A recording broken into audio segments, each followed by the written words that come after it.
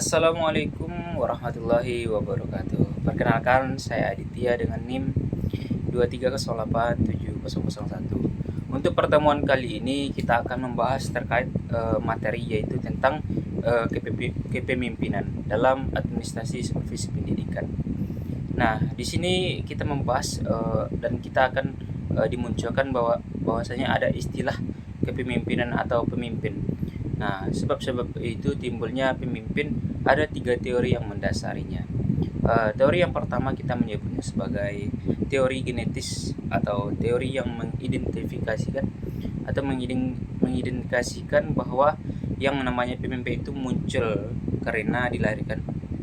Nah, menurut teori ini tidak dibuat dan tidak didesain, tidak dibentuk, melainkan dilahirkan sebagai seorang pemimpin. Dan memang sudah ada sejak ia dilahirkan.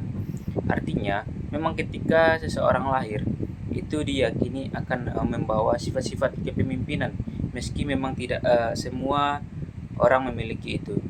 Nah, yang kedua, dalam teori genetis ada kondisi di mana memang seseorang mau tidak mau sudah mempunyai takdir untuk jadi pemimpin. Misalnya dalam garis keturunan kerajaan, maka putra mahkota yang dilahirkan oleh permaisuri pada saat itu atau nantinya ia akan memenuhi syarat ataupun tidak, maka takdir menjadi seorang raja ini namanya garis keturunan. Dalam konsep kepemimpinan ini dari sisi teori genetis ada teori yang kedua, yaitu menjadi penyebab atau sebab muhasabah timbulnya pemimpin yang adalah teori sosial. Teori sosial ini menyatakan bahwa pemimpin itu memang dibentuk atau diciptakan dengan kata lainnya dilahirkan, tapi didesain atau direncanakan sehingga mau tidak mau pada akhirnya akan muncul satu kondisi seseorang siap menjadi pemimpin. Dan yang kedua, diyakini oleh teori sosial adalah siapapun orangnya dari kelas ekonomi manapun, dari garis keturunan siapapun, mereka punya kesempatan yang sama untuk menjadi pemimpin. Tidak pandang bulu selagi mau mempersiapkan diri, selagi mau memperkaya diri, memunculkan, mendesain, mengelola, menambah kemampuan, maka suatu saat dia akan menjadi seorang pemimpin. Nah, yang ketiga namanya adalah teori ekologi. Nah, teori ini adalah kombinasi kedua dari teori tadi, yang mengindikasikan bahwa teori ekologi muncul sebagai reaksi dari teori genetis dan teori sosial. Nah, teori ini menyatakan bahwa seseorang akan sukses sebagai pemimpin suatu saat nanti. Nah, jika secara genetis memiliki sifat-sifat kepemimpinan, apalagi dengan sadar suatu saat kelak dia akan membentuk dan menyempurnakan, menambah skill, pengetahuan dan wawasan pendidikan dan lain sebagainya. Nah, untuk tampil menjadi seorang pemimpin, artinya satu garis dan etis saja tidak membuat seseorang sebenarnya layak jadi pemimpin. Kesempurnaan seseorang pemimpin ketika memiliki sifat lahiriah, yaitu kemudian menyempurnakan secara harfiah. Nah, maka ini menjadi satu kombinasi yang luar biasa yang dipercaya oleh teori ekologi. Bahasa lainnya di Israel leader. Jadi dengan sadar kita memiliki sifat-sifat yang kita bawa sejak lahir. Dengan sadar pula kita membentuk dan membenahi dan menyempurnakan skill. Kemudian teman-teman semuanya, sekarang kita lihat bagaimana sebenarnya konsep dari kepemimpinan itu.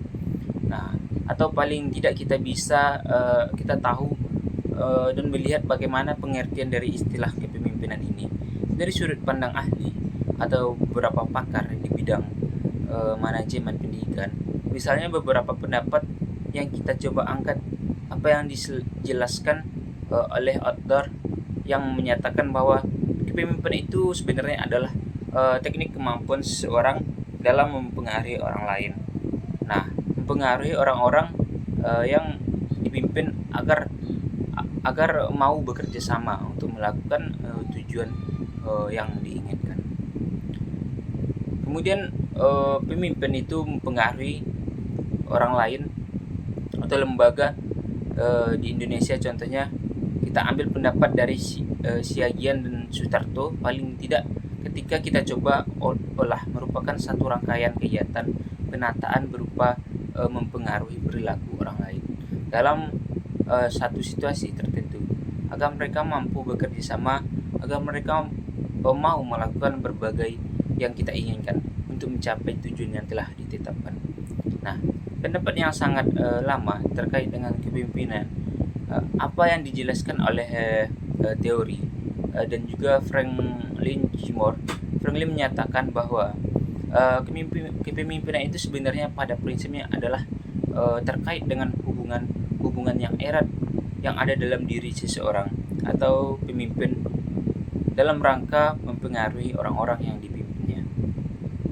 Kemudian untuk bekerja sama secara sadar dalam hubungan tugas untuk mencapai keinginan yang diharapkan. Nah, sedangkan Franklin Gilmore menyatakan bahwa kepemimpinan itu adalah satu kemampuan skill yang membuat orang-orang bertindak sesuai dengan apa yang diinginkan oleh orang yang bersangkutan. Kemudian bisa kita simpulkan sebenarnya namanya kepemimpinan itu adalah skill, kemampuan seseorang, kemampuan kita, kemampuan dalam mempengaruhi orang lain.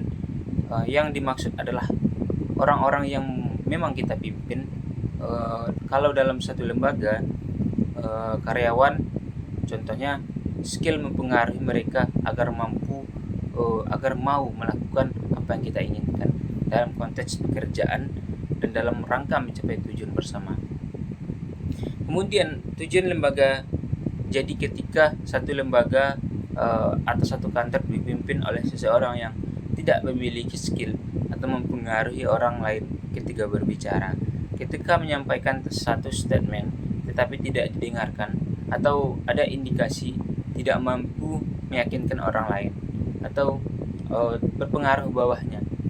Nah, ini justru menjadi persoalan yang sangat besar. Kenapa?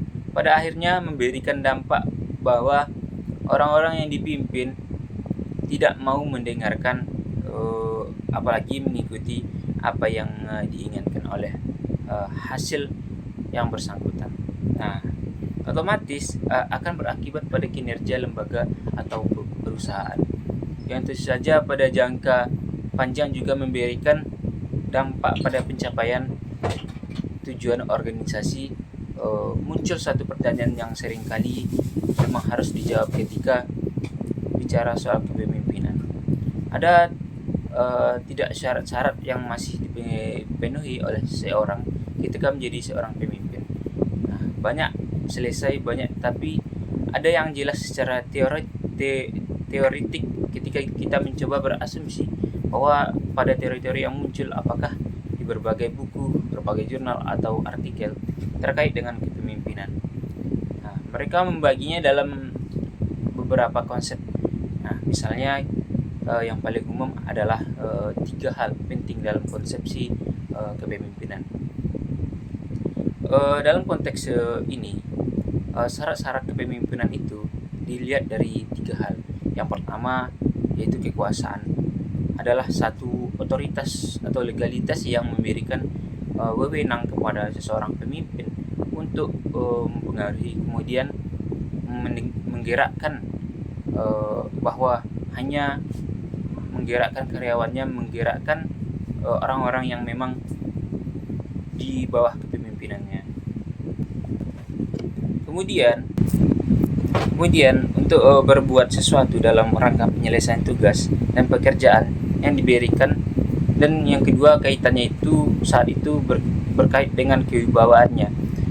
Dan kedua merupakan selanjutnya, kepemimpinan itu adalah konteks ini adalah kemampuan dari sumber daya, kekuatan, kesanggupan, termasuk kecakapan secara teknis, sosial, dan skill-skill lain memang dipenuhi yang dimiliki oleh seseorang yang melebihi orang-orang di sekitarnya. Jadi paling tidak ketika ditanya dalam konsep ini, syarat menjadi pemimpin itu adalah orang-orang yang satu memiliki kekuasaan, yang kedua punya wibawa, dan yang ketiga kemampuan yang notabene melebihi kemampuan orang lain. Nah, kalau pendapat James Ely dalam jurnalnya, dia menyatakan bahwa pemimpin itu dimanapun dia berada harus mempunyai kelebihan dan yang layak dan tidak dimiliki oleh banyak orang di sekeliling. Mereka artinya kalau ada dia memiliki skill yang dimaksudkan jauh melebihi kemampuan yang dimiliki oleh orang-orang yang dipimpinnya. Mulai dari yang pertama adalah kepastian, kecerdasan, kewaspadaan, termasuk kemampuan komunikasi dan berbicara, dan kemampuan mereka dalam menilai-nilai orang lain.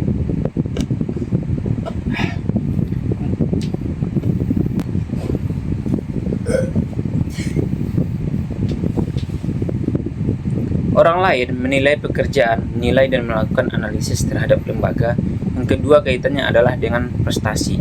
Tentu saja yang dimaksud adalah orang-orang yang berhak menjadi pemimpin adalah secara legal memiliki prestasi yang mumpuni dibandingkan orang lain. Gelar kesarjanaan artinya secara edukasi mereka memang dipandang punya kelebihan, punya level pendidikan lebih tinggi. Kemudian ilmu pengetahuan dan wawasan di segala bidang, barangkali apalagi kaitannya dengan kemampuan mengelola manusia, mengelola berbagai sumber daya yang ada di sebuah lembaga. Mungkin itu saja yang bisa saya sampaikan terkait materi kepemimpinan dalam administrasi supervisi pendidikan. Mohon maaf jika ada kesalahan. Assalamualaikum warahmatullahi wabarakatuh.